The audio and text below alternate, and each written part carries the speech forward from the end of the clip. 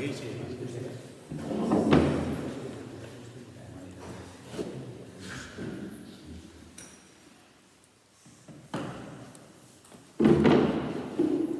Pues vamos al ataque.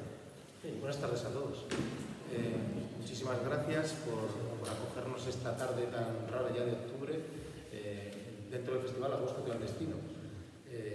Agosto Clandestino, un festival que ha alargado el verano y parece que incluso climatológicamente más de la cuenta, ¿no? Así que tenemos que ir acabando ya. Gracias al Ayuntamiento de Torrecilla y también a Rodrigo, presente aquí, por cedernos el espacio para poder presentar este cuaderno, que tiene mucho sentido que se presente aquí, ahora vamos a hablar de ello, de un poeta valenciano, aunque todo el mundo sabe que es más de Huelva que casi cualquier cosa, pero es Huberto Estabile, que nos acompaña, que está en pleno proceso de exploración familiar.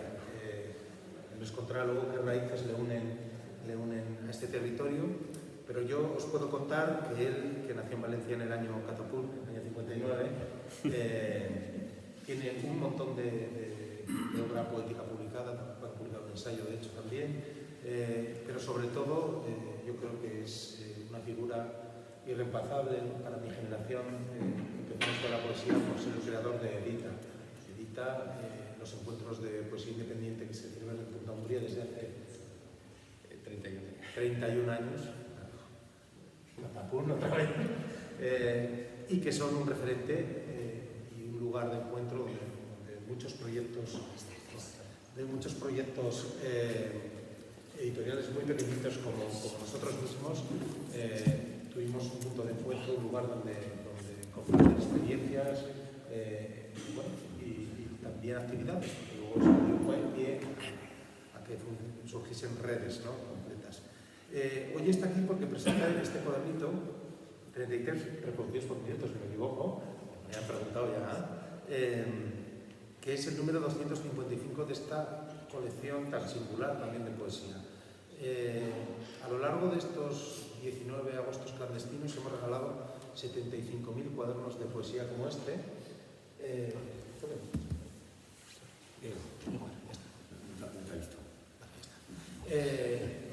Lo cual es bastante sorprendente para una región tan pequeña, bastante sorprendente para una colección tan frágil. Son libros grapados que hacíamos a mano en su momento y fotocopiados, ¿verdad, Coñato? El tuyo es bastante desigual.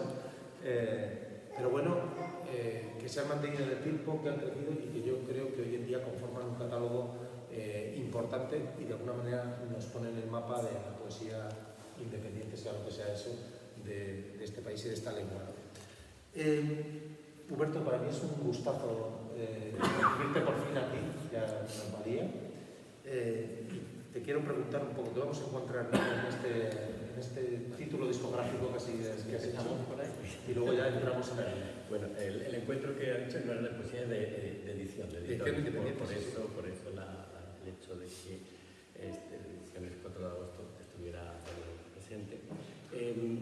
La verdad es que este libro se va fraguando desde hace años, desde que empezó casi el festival me iba pidiendo, pero yo escribo muy poco últimamente, muy poca poesía, y tenía pocos inéditos, hasta que finalmente este verano, me parece, cuando coincidimos en Punta Umbría, yo trabajo allí de técnico de cultura, llevo la parte del ayuntamiento, mitad de vida, yo soy valenciano, pero justo la mitad de mi vida la estoy pasando en Huelva y la otra mitad fue en Valencia.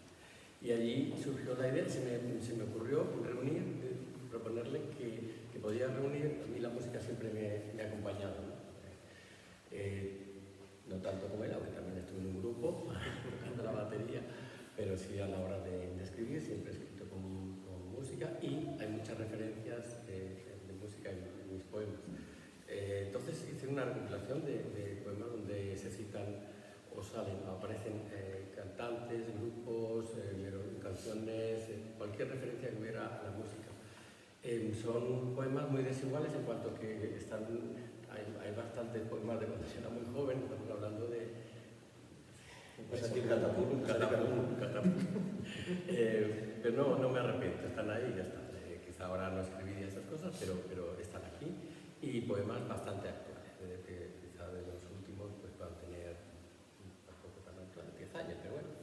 En resumidas cuentas es una antología singular de ese amor a la música, o pasión por la música, y por eso el título, ¿no? 33 RPM, porque como también Catapunt, yo era de los de vinilo, de aquellos singles de 30 y de pequeñitos y estos. Y esto fue la idea, así que bueno, es lo que vais a encontrar aquí, están aquí las fechas además, desde el año 81.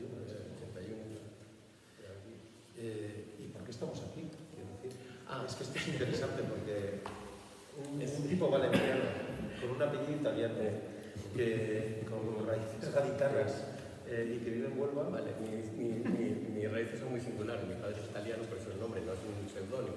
Mi abuelo se llamaba Huerta, italiano, y el apellido ya está. Pero yo nací en Valencia, me crié en Valencia y tal. Pero mi madre, que era madrileña, pero de familia gaditana de toda la vida, yo siempre pensaba que mis raíces eran napolitana y gaditana. Pero resulta que la familia gaditana, durante casi un siglo, tuvo un negocio muy... funcionaba muy bien, le llamaban como el Corte Inglés de Cádiz de aquella época, era la Riojana de Cádiz.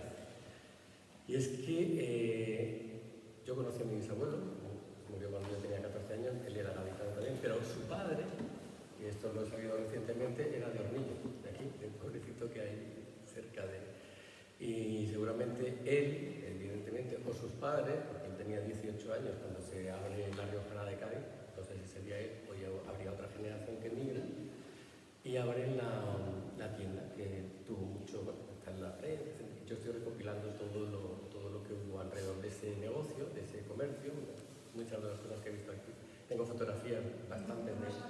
Sí, que tenemos mucha documentación gráfica, fotografías de esa tienda que se llama La Riojana de Cádiz, que se parece. Luego también emigran, uno de los hermanos, y mi bisabuelo también emigró a Buenos Aires, y abren allí La Riojana de Buenos Aires, de la cual no hemos vuelto a saber, no tenemos noticia. La de Cádiz sí, porque la mantuvieron hasta 1919, la venden a un consorcio de los Cuadrados, me parece que la mantienen, nada más también muy bien gestionada, hasta prácticamente los años 70. Hace poco, en los 70 hicieron parece que era el centenario de cuando ellos la adquirieron. Así que bueno, hay mucha documentación, pero nosotros en la familia conservamos fotografías de la época, debe ser 1900, 1905, las fotografías que hay. Y me ha recordado, evidentemente. Y yo venía por aquí, que mañana no me salto, pasar por Hornillo, que creo que no queda nada, evidentemente, pero bueno, ya iremos rastreando. Ya que está el responsable del museo, gastar antes de esa exposición de fotografía Riojana, que sería el lugar perfecto. Aquí, como yo traigo, las tengo aquí, es un señor... Bueno, ese momento de inmigración riojana al sur es bastante curioso, ¿no? Porque todos sabéis que la familia de Juan Ramón Jiménez viaja también. O sea, hay un momento en el que entra en crisis todo el tema del ganado ovino, si no que me corrija Álvaro, que es el que esto sabe un poco, y entra además el lidio en la uva, y van hacia el sur pues, a desarrollar los distintos trabajos, ¿no? En el caso de las telas, los paños, en el caso de la uva con los padres de Juan Ramón y los tíos, ¿no? Vale, entonces esta es precisamente quien me pone sobre la importancia de Cameros en Andalucía es la archivera del Ayuntamiento de Ayamonte, que se llama María Antonia Moreno Flores. Yo no sé si ha estado aquí, pero hoy precisamente, está dando una conferencia sobre la migración de Cameros en Andalucía, en el Ayuntamiento de Ayamonte. Entonces ella ha estudiado pues, sobre las familias, los negocios que montaron, ha escrito un libro que lo ha publicado la Fundación Juan Ramón Jiménez, precisamente, de todo el origen de... Eso es como una pequeña parte. Ya en realidad estudia toda la migración de Cameros, que hubo especialmente hacia las provincias de Sevilla, Huelva y Cádiz. Y fundamentalmente eran paños, telas, mi familia, vinos y no sé qué otro negocio. Y además como puerta luego a América, ¿no? Así que está haciendo una labor increíble. De hecho, ha localizado hasta el testamento de mi tatarabuelo. Ser archivera evidentemente tiene mucho acceso y sería interesante que hubiera más contacto con ella.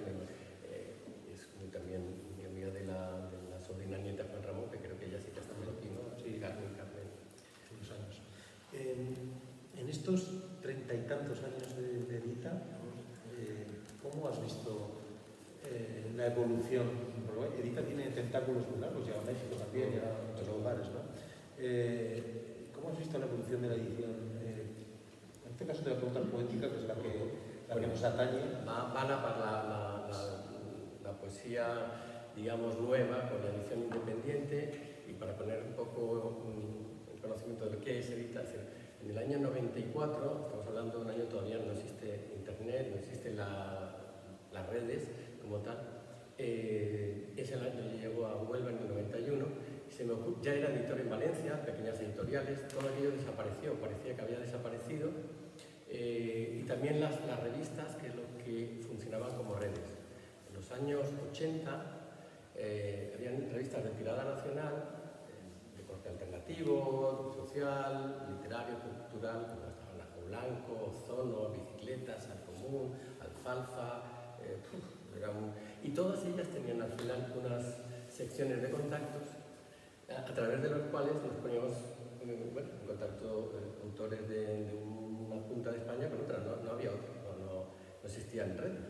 Hoy a muchos jóvenes les parece, ¿cómo os poníais en contacto? Pues así. Y funcionaba mucho a base de, claro, de cartas. Tanto es así que, por ejemplo, en la primera colección, que yo hablo de ese 80-81, pues ahí publico el primer libro de José Ángel Figueruel, que está en Barcelona, el primer libro de Concha García, que está en Córdoba, el primer libro de Juan José Tellez, el segundo, que está en Cádiz. Es decir, logramos hacer una red sin... Y eso, pues, cuando estas revistas desaparecen, esas redes, claro, dejan de tener el contacto, la vía de comunicación que tenían. Entonces, en Huelva, yo monté también en Valencia antes de irme, precisamente había organizado, había montado el primer, era una librería, pero lo tuve que reconvertir en bar porque no daba. Y sin saberlo, abrí el primer bar librería que existió en España. Hoy es más normal, hoy hay cafebrerías y todo esto, pero en el año 83 eso no existía. De hecho, no nos daban licencia. O era una cosa o era la otra, no nos dejaban. Así que tuvimos que hacer dos puertas que por dentro se comunicaban. Pero entonces, ahí eso generó mucho movimiento y siempre se me quedó las ganas de reunir a todas estas pequeñas publicaciones que habían desaparecido. Cuando llegué a Huelva, a ser más pequeña, tener más acceso a las administraciones, que eran más proclives a apoyar este tipo de acciones, organicé un primer encuentro de editores independientes. Empecé lo que quedaba de eso y los llamamos. Y empezaron a venir, y eso es como un aluvión. Durante 31 años han estado viniendo. Claro, ¿cuál es el cambio? El gran cambio, evidentemente, fue Internet, ¿no? No solo, por una parte, Internet, y por otra, la revolución que hubo a nivel de impresión, ¿no? Las ediciones digitales, la edición bajo demanda, todo eso abarató mucho los costes de edición. Antes era muy caro publicar. Y de hecho, todas las antiguas publicaciones que hacemos nosotros eran lo que llamamos los fanzines, porque eran hechos a mano, eran cosas casi artesanales. Y claro, eso a partir del siglo, o sea, a partir del 2000, da un vuelco y aparecen cientos de... Y claro, ya la red multiplica. El encuentro tiene 31 años, pero tiene 46 ediciones. ¿Por qué? Porque creció tanto en comunicación que durante varios años hicimos, aparte de los creo que fueron 6 en México, 5 en Colombia, 1 en Brasil y otros 5 en Portugal, y aparte se multiplicó y existe hoy lo que se llaman los Edita Nómadas, que son reproducciones de este encuentro, pero en pequeño formato, de un fin de semana, que se hacen en Sevilla, en Valencia, en Cáceres, en Bilbao, ¿no? Y esa es la historia de Edita, y la evolución de estas publicaciones pues ha sido de ver, y eso es muy importante, lo que antes eran despreciadas porque eran demasiado rústicas o poco gratificantes al tacto y a la vista, hacer todo lo contrario. Ahora se permiten, precisamente por ser independientes y tener acceso al diseño, a la reproducción, pues ediciones que son casi de lujo, de artesanía, de ejemplar de arte, porque al no buscar la rentabilidad que buscan las grandes editoriales, tienen la libertad de poder hacer unos acabados impresionantes. Entonces muchas veces te vienen con joyas y dices, pero bueno, ¿Cómo se hace esto? Pues eso que hacen ellos no lo harían nunca pues, en un planeta o una fábula porque no les saldría rentable, sencillamente. Entonces, son depositarios de una tradición de edición muy, muy loable. Y esa es la historia de Edita. Y antes de meternos en harina con tu poemario, que es a lo que hemos venido, está tu faceta de editor también. Has hablado ya de aquellas primeras colecciones, pero en la actualidad también diriges una editorial con Ángel Astudillo, ¿no? Y con varias colecciones, ¿no? Yo me he dedicado siempre, desde que tenía 18 años, creo que fue la primera revista a editar fanzines, revistas, editoriales, pequeñas. Llegué incluso a montar una editorial. Yo no lo quiero llamar editoriales porque no son comerciales, no lo hago por el placer. En concreto la poesía siempre la he tratado desde todos los ángulos y han sido pequeños proyectos. Es verdad que desde hace 7 años, con mi compañera Gemma Astudillo, que es también poeta y profesora, hemos empezado a editar un proyecto llamado Garu, porque precisamente el Golfo de Cádiz era el lugar donde los romanos fabricaban salsa, su ketchup, que exportaban luego a todo el mundo. Y es un proyecto poético que se basa en 4 pies, tiene unos pliegos de cordel, una revista y 2 colecciones, una de poesía y otra de ensayo poético, de antologías. Y así en breve. Y bueno, pues me da tanto al cielo. Bueno, mañana sí, Rafael Azcona presentaremos a las 8 de la tarde, porque ya también son unos añitos, desde 2017, sí. El tiempo vuela, ¿no? Sí, sí. Ya son 12 números de la revista, 82 de los pliegos, 27 libros, y van pasando. Muy bien, así que pues vamos a escuchar un poco tu voz, si te parece bien. Sí, y yo. ¿Queréis? ¿Os parece bien? Sí, estáis todos tan serios. Yo voy a ir de atrás a adelante, de lo más reciente. Es verdad, me cuesta leer los poemas de juventud porque a veces yo mismo me critico demasiado. Es evidente, son poemas de 18 años a veces. Voy a empezar por los preferidos. Por ejemplo, dice Gillespie. Precisamente, retomando el tema de la música, Dizzy Gillespie, que su nombre es Dizzy Gillespie, es un músico de jazz. Yo siempre tengo música y ahí el juego, dice, ¿no? Dice. ¿Por qué? Porque empezaba a pensar que la música yo hablaba, era un diálogo que yo establecía con la música de Gillespie. Y dice así. Dice Gillespie que la muerte no es lo peor, que no es el dolor la mejor escuela, ni el hambre nos convierte en héroes. Dice Gillespie que no son más fuertes quienes más pueden, que lo son quienes más resisten, quienes de la derrota levantan victorias. Dice Gillespie que lo más peligroso no es el peligro, que lo más peligroso es la seguridad con la que eludimos diariamente el peligro. Dice Gillespie que no es un hombre acabado, que es un hombre que está acabando, que nunca el final sustituye al fin, porque en realidad dice Gillespie que le dijo Parker, que le contó Cortázar, que en lugar de hacer el amor ya va siendo hora de que el amor nos haga. Bueno, que ya tiene sus años, por lo que veo. Hay otro, bueno, vamos a seguir con este es un poco sarcástico. Un día estaba en un restaurante y en la mesa de al lado habían 2 chicas,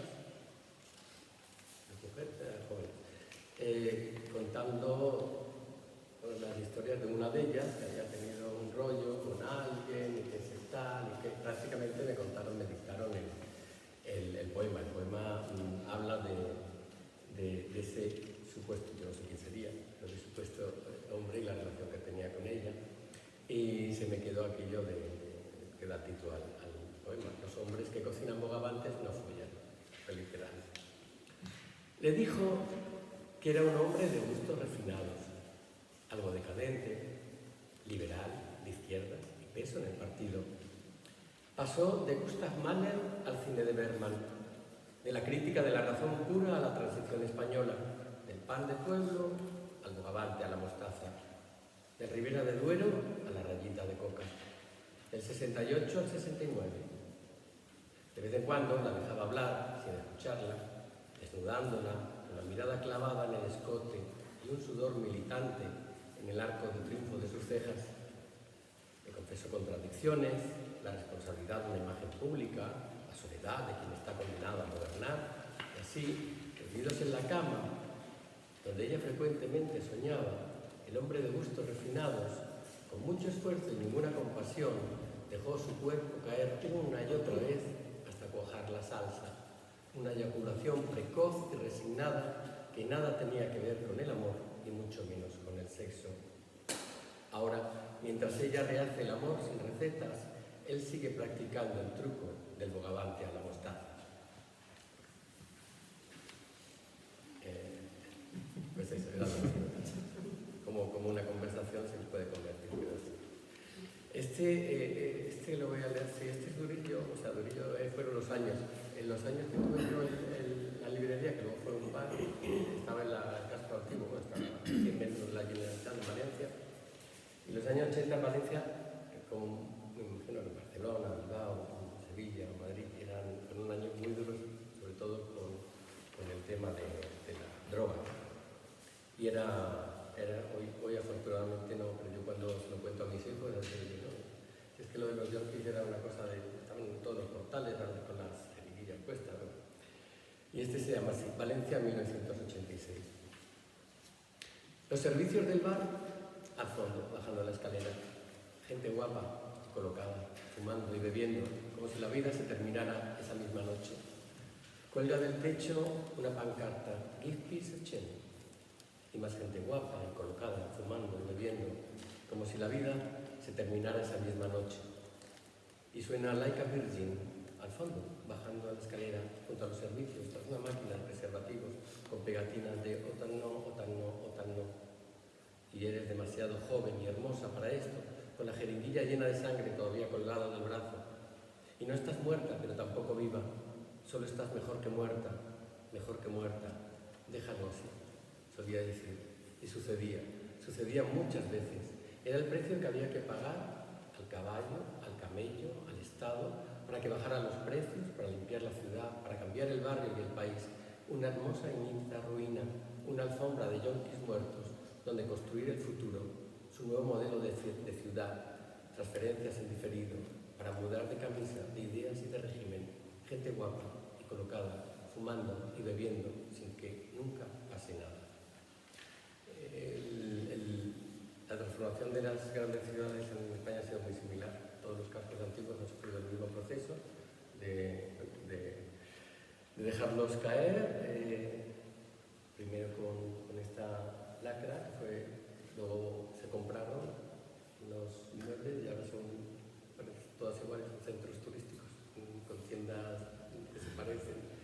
Y eso fue lo que nos pasó en Valencia, pero también en el barrio del Carmen de Valencia, pero en el barrio gótico de Barcelona, en Malasaña en Madrid, en Sevilla en la Alameda. Es un modelo que se repite en todas las ciudades. Bueno, este poema sí que es singular. Te voy a citar. Se me va a poner, porque este es largo. Bien, este es un poema un poco que sale algún... Se llama Empire State, pertenece a un libro que se llama Empire Elation. Un libro que yo escribí con 24 años, pero que se publicó Crecida en la Muerte en el año 2000, ya, no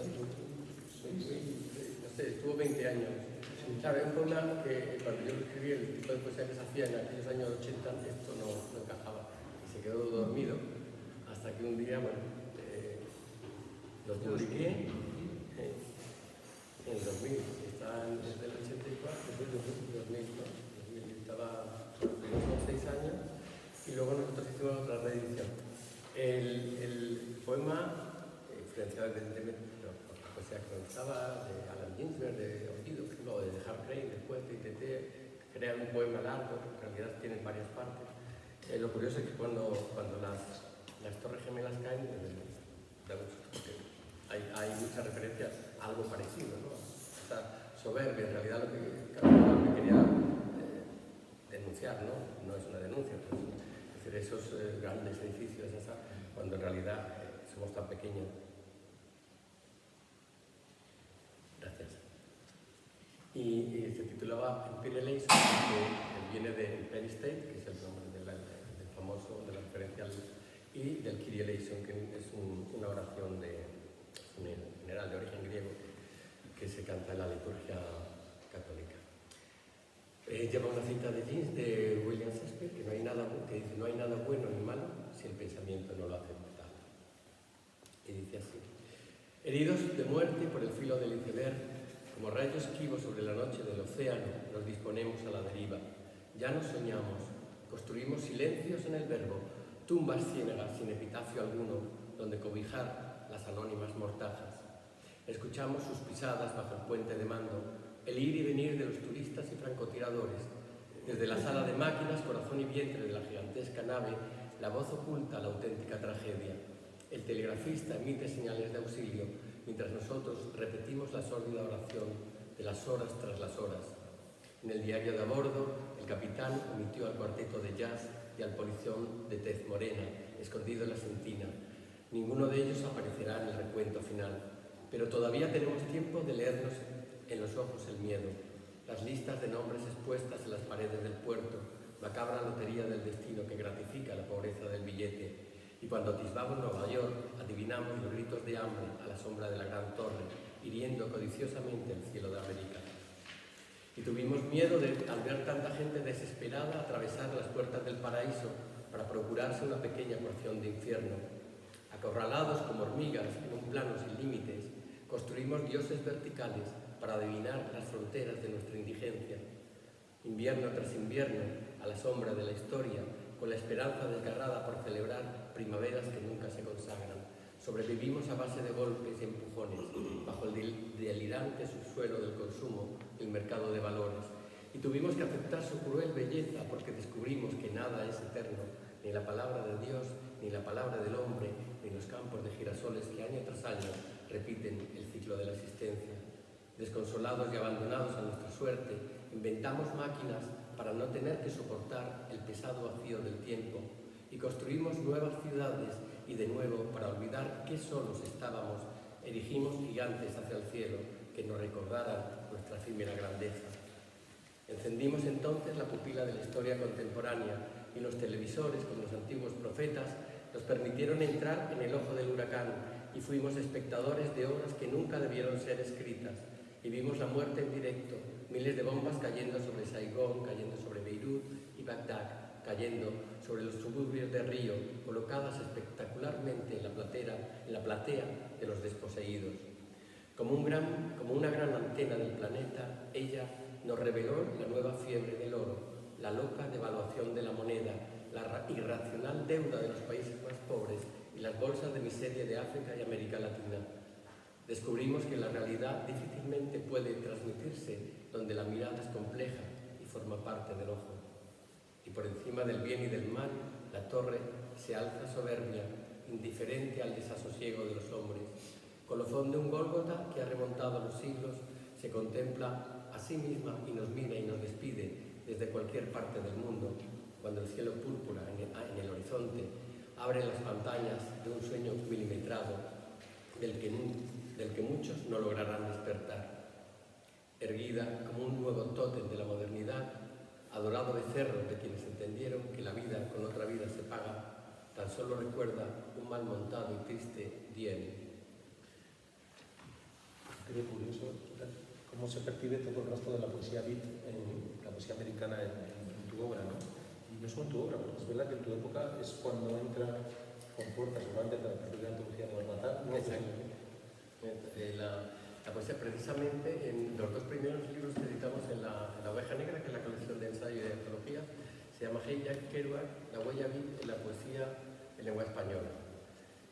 Particularmente, sí, a mí la poesía clásica, pues nunca fueron los poetas que me despertaron, ¿no?, con la actualidad de sus versos, y fue justo en esos años porque es la primera antología que se hace de ellos, aunque ya existía el libro de Kerouac, de Grijalvo, por ahí, pero muy poco conocido, es la antología de Marco Ricardo Barnatán en Plaza Janés, la que empieza, y poco a poco ha ido, pero yo que me creía aislado de esos gustos, empecé a leer a uno y otro y tal, como que al final hemos hecho una antología que recoge cerca de 60 y pico autores y sorprendería las edades que tiene, porque hay uno que es centenario, que es Carlos del Mundo de Oro, cumpliría ahora 100 años, que es el mayor de la antología, y está Mario Brein, que creo que tiene 20 y pocos años.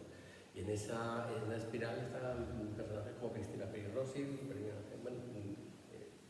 autores y autoras que sería difícil reunir en un ámbito, salvo que han tenido precisamente ese acercamiento a la poesía. Y yo en particular, evidentemente, tuve además la suerte de conocer a Ginsberg y a Ferlinghetti.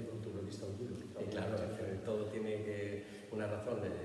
Previo a este Garum hubo un proyecto editorial que se llama Una revista de poesía y una colección de libros que era Aullido, en homenaje a Ginsberg, que lo conocí en el 83, cuando recitó en Madrid, en el Círculo de Bellas Artes. Tuvimos la suerte, teníamos ahí algunos conocidos, Parreño, José María Parreño, un gran poeta, que era el que llevaba entonces la dirección del círculo, y pues, sabía de mi pasión por él, y bueno, fue aquello como de ahí principalmente.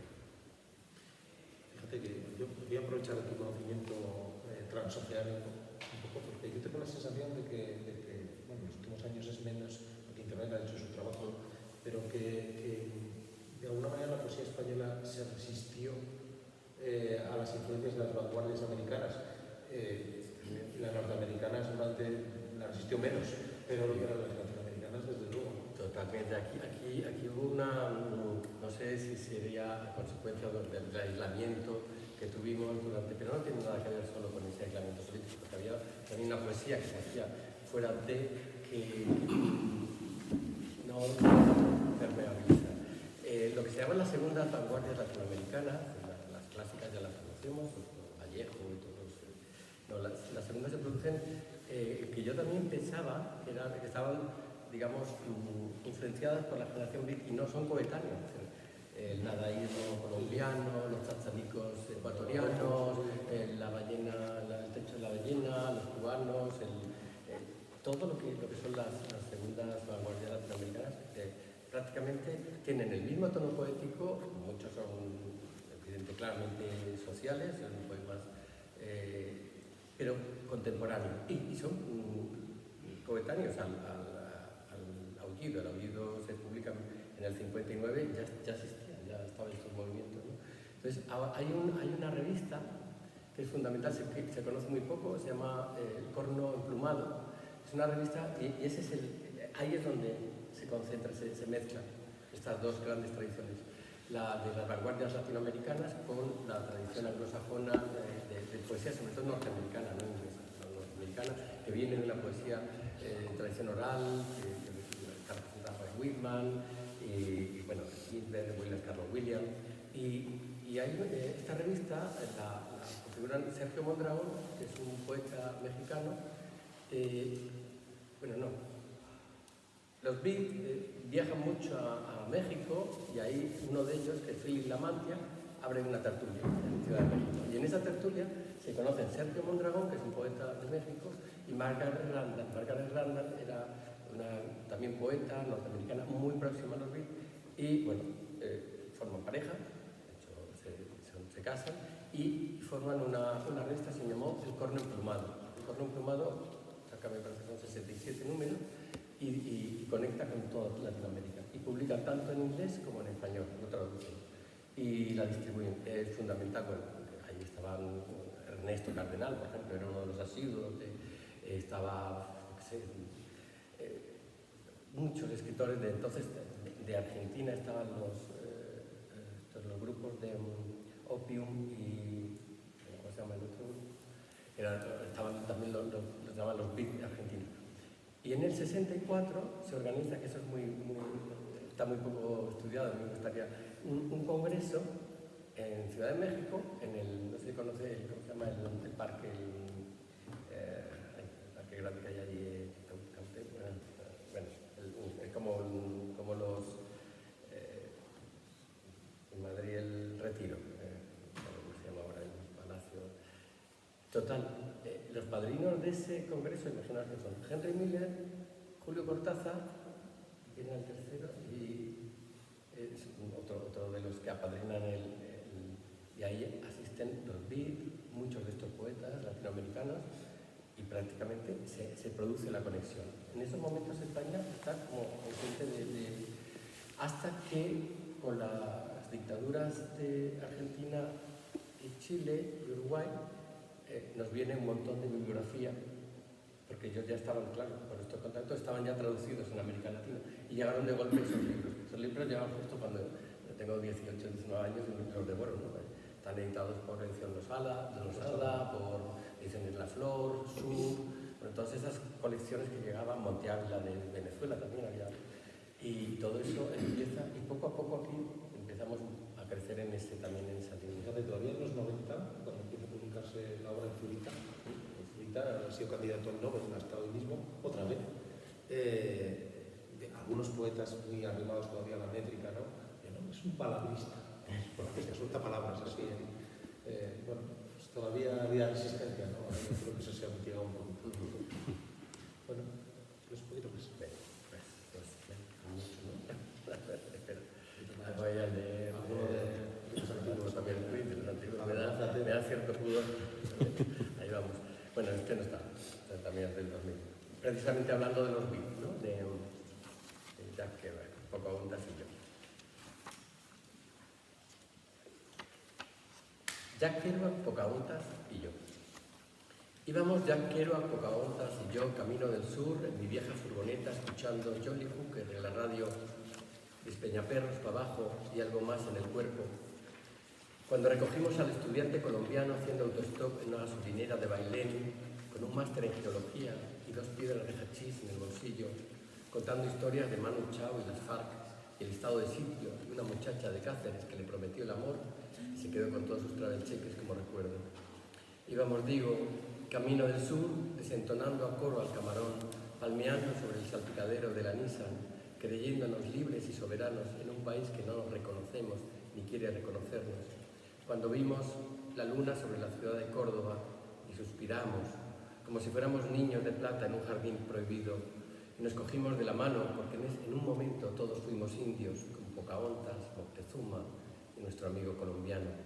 Indios en una reserva de vino, ceniza y hechizos, y conjuramos al futuro para que nos fuera propicio, y el futuro se nos hizo de pronto irreversible, irreverente, irrevocable. Y tuvimos que enterrar en una sola noche a los amigos que habían muerto desbocados de amor, de velocidad, de locura, de la vida misma que ahora nosotros, en el umbral del siglo, reclamamos desde la memoria. Como pasajeros de un poema sin destino, íbamos Jack Kerouac, Pocahontas y yo, camino del sur, encañonando con insolencia la sien plateada y sospechosa de una Europa limpia, ordenada y preparada para repeler el hambre que nunca nos dejaron reclamar.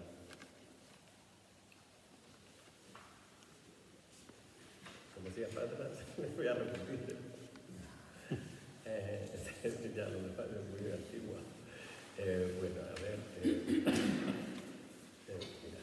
vamos a ver. Aquí voy a leer el cuaderno entero, A ver, espera. Aquí, no sé, me voy a preguntar al alcalde. ¿Todavía tenéis pilón? Tienes que leer, entonces se lo vamos a hacer. Pilón. Vale, mira. Mira, leo uno de los primeros, es del año 81, 22, uno de 22 añitos ahí. Esto no es París. Esto no es París, que son las 5 de la tarde, y llueve, y hay cómicos en la calle. Como tampoco en esta esquina de esta ciudad, que no es París, hay un organillo sorprendido, ni un bohemio pintor, ni una botella de vino. Porque a las 5 de la tarde, esta ciudad no es París. Ni existe un amor curioso escondido tras los visillos, mientras canta Edith Piaf, el Chemin de París. Ni el recuerdo de Sena se lleva mis tristes recuerdos de esta ciudad sin noche, ni espejo de miel.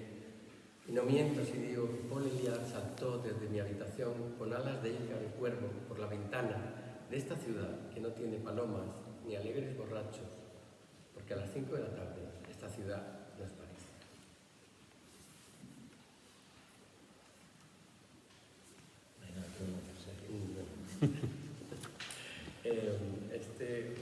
Vamos a acabar con este, ¿no? ¿Os parece? Este es también un poema bastante antiguo, pertenece a un libro que se llama Hermosas escenas de la noche, es muy urbano, mi poesía en los años de Valencia es muy urbana, ¿no? Y me sorprendía todo lo que sucedía a mi alrededor, y los barrios. Hoy Valencia se ha transformado, como todas estas ciudades, pero entonces era una ciudad que, junto con Bilbao, Ballester y Bilbao, lo recordábamos, son las que más se han transformado de toda España. O sea, Bilbao y Valencia se parecían mucho, jamás vimos un turista. Yo nunca vimos un plan, nadie iba a Valencia.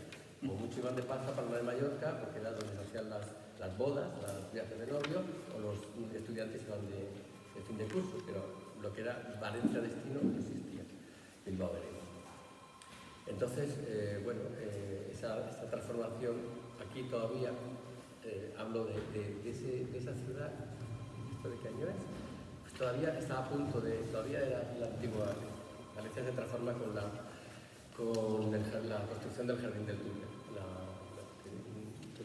todo el parque, afortunadamente, porque hubo un primer proyecto que iba a ser un cinturón y aparcamientos, que hubiera, realmente esa fue una buena utilización y transformó, fue en el 86 y a partir de ahí se transformó. Y este poema, que es de mi adolescencia, se llama así, Amor suburbano. Nos enamoramos de Tamara leyendo a Leonard Cohen y utilizamos los ojos de Juana de Arco para brillar en sueños imposibles. Dylan cantaba para nosotros en salones venecianos y chiringuitos de la playa. Pataleamos la glorieta buscando una mirada como quien busca un cristal bajo el agua y devoramos sin demasiada vergüenza el sueño americano, la rebelión sin causa, el esplendor en la hierba y aquel tranvía llamado deseo en estas avenidas mediterráneas de donde será difícil escapar. Concebimos la vida como un riesgo al cual apostar lo más alto posible. La felicidad le fue todo o nada, creciendo entre palmeras caribeñas y estrechas calles africanas, esperando el paraíso del celuloide y las butacas de madera del Savoy y el Metropol, y con los pantalones vaqueros bien ceñidos rastreamos el barrio del Carmen, ávidos e impacientes, y encontramos la cara oculta de las promesas, embotellada y precintada, y sufrimos de regreso a casa, porque James Dean también era americano, como la Coca-Cola y los bombardeos sobre Vietnam. Los sábados por la tarde las mujeres se desnudaban y sonaba música de los Beatles en la palidez de nuestra adolescencia. Al otro lado de la ciudad, una virgen canadiense nos robó el corazón, en una tarde de lluvia, sexo y primera vez. Y el amor nos sorprendió entonces en el asiento trasero de abandonados coches en la playa, y ebrios lo celebramos bajando a los muelles de Poniente. Asimilados o no, integrados o apocalípticos, desconfiamos siempre de las grandes conciencias y los compromisos a largo plazo. Preferíamos destrozarnos los oídos con la electricidad de las guitarras antes que corear la consigna de los profetas. Nuestra inocencia fue inagotable. Incluso vencidos, supimos amar el orgullo de nuestras vencedoras. Jan Sever, todavía guardamos una noche para ti y seguiremos escribiendo en tus mejillas el nombre de las cosas que nos hiciste amar. Jan Sever, ¿todavía queda alguien que no sepa por qué te mataron?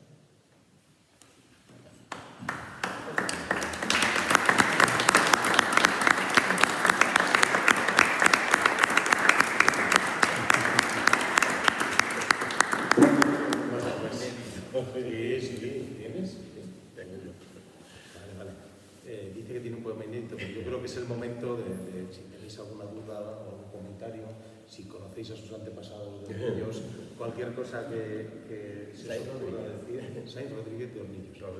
Begoña, quiere decir algo. Yo tengo una petición. Pero tienes que, si aceptas al lector, tienes que leer despacito y con voz alta, que lo oigan bien. Es que siempre que voy a un concierto o algo así, yo creo que le pasa a más gente, te vas diciendo, joder, me ha cantado la canción aquella que no me gusta tanto, y entonces te vas como un poco frustrada. Ya, ¿sabes por qué no? Pero eso no tiene relación con la música. No importa, pero además como sabía que no lo ibas a buscar, bueno, en la red sí, porque lo tengo aquí, querido mío. Es que no podía, además he traído copias por si alguien no te lo oye bien y se lo quiere llevar. Este poema, si lo pones a Huerto en las redes, es que los poetas también pasan como los rockeros, ¿no? Que tienen poemas que el poema es de Huerto. Es que Huerto, ese poema es que es imposible no pensar en él. Entonces, tiene muchos años, pero yo cada vez que pienso en Roberto pienso en ese poema. Y ayer dije, pues me lo va a leer. No, mira, hasta aquí, no fastidies. El poema, no, he traído 3 poemas. 3, pero no para qué. Porque igual alguien dice, ay, pues no me he quedado yo, pues si no quiero llevarla, pues hacéis fotocopias de la repartición. Sí, claro, no está la antología porque no tiene referencia a la poesía. La mayoría de mi poesía no es que claro, está muy especial. Claro, desgraciadamente es que creo que sigue estando tan de moda. Desgraciadamente sí, es de 2000, no ha pasado de moda y no es una moda, es una desgracia, ¿no? Habla de la inmigración, de lo que está sucediendo, no solo antes está escrito por la gente del estrecho, que lo está pasando en todo el Mediterráneo, en la frontera de México con Estados Unidos, en Grecia, es inevitable. Y también esto surgió a raíz de una cosa que me dio. Todos los poemas normalmente tienen siempre un punto de partida. Y pues eso era verano, ¿sabéis? Los típicos, el chiringuito, los tíos que están aburridos bebiendo, ese grupito de hombres tan machos, tan niños. Y se acercó un chico negro, vendiendo sus cosas, ¿no? Bueno, bonito, ahora oye, cómprame tal. Y se reían, o sea, no solo no le compraban nada, sino además lo utilizaban como para cachondearse entre ellos. Mira, me dio tanta rabia y que surgió este poema, que se llama Paisa, porque sabéis que Paisa es como, bueno, paisano, la abreviación que hacía el vendedor de, oye, paisano, Paisa, que curiosamente cuando lo leo en Colombia tengo que decir, no tiene nada que ver con Antioquia, porque Antioquia se llama Paisa, ¿no? Paisa de Paisa. Decía que lo leyeras, porque como tiene palabras... Vale, sí, es como un diálogo que hace... Bueno, ahora lo leo y ya está. Oye, paisa, tú compra algo mí, reloj, gafa, goro, bueno, bonito, barato, paisa, tú compra algo mí. Pero es que no te enteras, no quiero nada de ti, moreno, ya todo lo tengo, tus bosques, tus minas, tus piedras, preciosas, tus negras. Toda tu piel y sal, y los leones enjaulados, y los bancos de peces, hasta el color púrpura de África, el cuerno de la abundancia, lo tengo yo. Pero oye, paisa, yo amigo tuyo, yo solo busco trabajo en España, solo compra algo a mí, yo hambre, yo no casa, yo amigo, paisa, mucho amigo. No, negro, tú no, amigo mío, esta no es tu tierra. Yo tengo ahora el tiempo y el Fondo Monetario Internacional y todas las malditas organizaciones no gubernamentales para lavarme la cara y el culo y venderte, como siempre, lo que antes ya era tuyo. Oye, paisa, pero yo siempre bueno con tú, yo gusta Barça y Pallea y mucho toro, yo solo hambre, paisa, mucha hambre. Eres tonto, negro, tú nunca, amigo mío.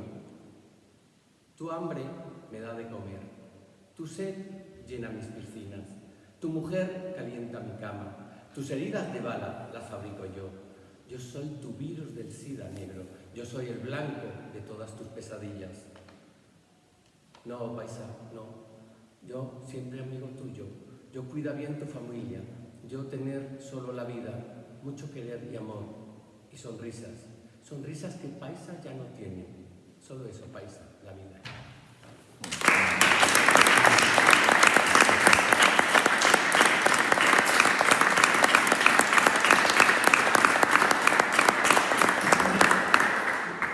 Gracias, Uri. Gracias. ¿Quiere decir algo más? Estáis encantados, por lo que veo. Tenéis que tener cuidado porque igual os preguntamos nosotros. A ver, voy a ver la hora si vamos bien. Ya que nos hemos enterado que tienes también un inédito, ¿no? Acabamos con el inédito, ¿os parece bien? A veces lo tengo, bueno, sí, está aquí. Pues, ya digo que escribo muy poco, a lo mejor un poema cada 2 años, como mucho. A ver. ¿Dónde está esto? No recuerdo bien, puede ser dónde está. ¿Cómo es la tecnología? Sí, estoy pensando en hacer. Si se te olvida el papel ya no. Y ahora, bueno, están las redes, pero este lo ahora. Bueno, el poema es un tirón de orejas a la poesía actual, a todas las poesías, incluyéndome. se llama Microabierto. También un poquito de largo aliento. Y cuento un poco la historia también de por qué, cómo empecé en todo. A los 15 años, Microabierto. A los 15 años le declaré la guerra a la poesía. Viajaba en moto y en cada verso derrapaba sin pudor. Fue por aquellas cunetas donde empecé a romper poemas, a perder la inocencia y aprendí el noble arte de celebrar derrotas. Siempre lejos de la ortodoxia, el canon y la pleitesía al sacrosanto misterio de la inspiración.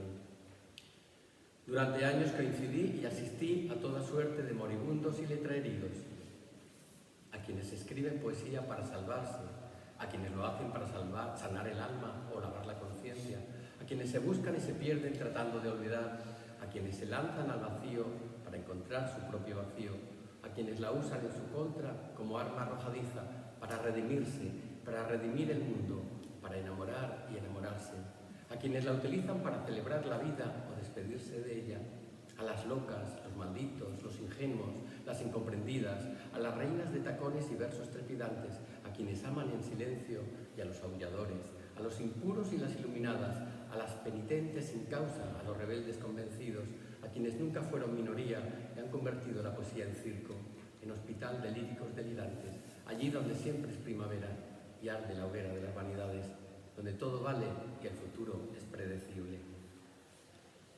Y en este fin del mundo de la poesía, como en el infierno de Dante, yo encontré a los proscritos y a las vestales, a los agoreros, a los descamisados del verso, a las perfofolclóricas y feministas de crochet, a los revolucionarios de ida y vuelta, a los paniaguados y matruscas de la experiencia, almas tristes de corazón risueño, gentes que no tenían poesía ni hambre de poesía, solo vidas huecas en el eco hueco de las redes, gentes que se ahogaban en su propio desasosiego, adulteradas y heterónimas, al calor de los bestsellers y las reseñas envenenadas, los divos de la retórica, los divinos de la retórica, los narcisos de orgasmo frente al espejo, mientras el mundo se derrumba, patéticos de verso remilgado y lengua viperina, los mismos que sacrificarían la vida por un solo momento de gloria. Cuando yo vivía en el infierno, en el 53 de la calle ancha de Punta Umbría, contaba cada día los escalones al subir a casa, los 79 escalones, uno a uno, para saber lo lejos que me quedaba en el mundo y el amor, y para recordar el camino de vuelta. Porque decía Pasolini que solo importa el amor, el conocer, no el haber amado, no el haber conocido.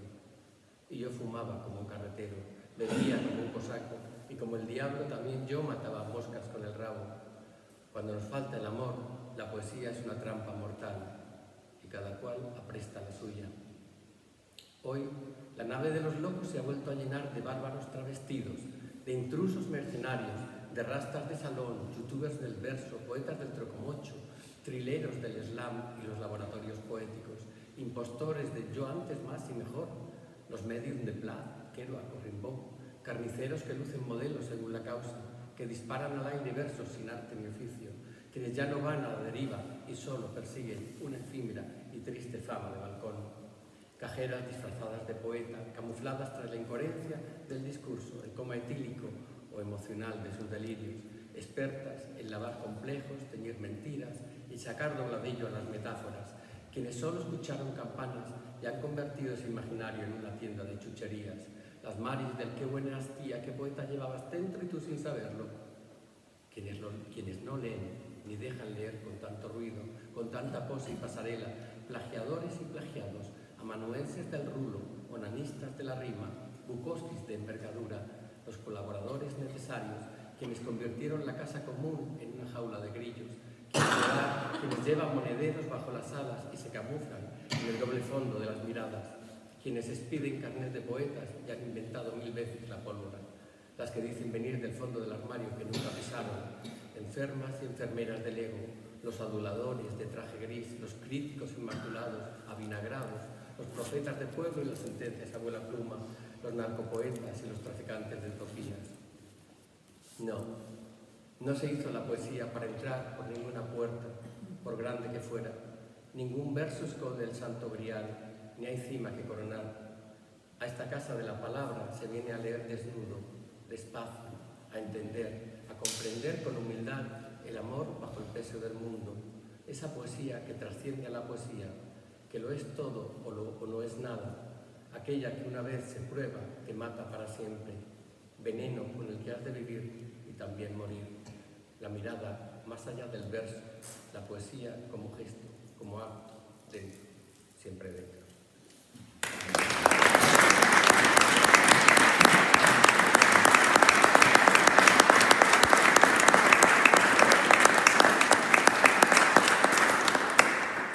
Pues vamos a despedir el acto. Voy a dar otra vez las gracias a todos por estar aquí, gracias a las instituciones que han permitido que lo hagamos, ¿no? Que traigamos un poquito de agosto clandestino a Torrecilla. Mañana ya concluimos el festival y os vamos a devolver el otoño, que ya nos hace falta porque hay demasiado calor. Gracias, Huberto, por estar aquí con nosotros. Ahora, si queréis, os puede, aunque ya están firmados los cuadernos, os los puede dedicar a firmar, aquí estar un ratito. Y nada, gracias.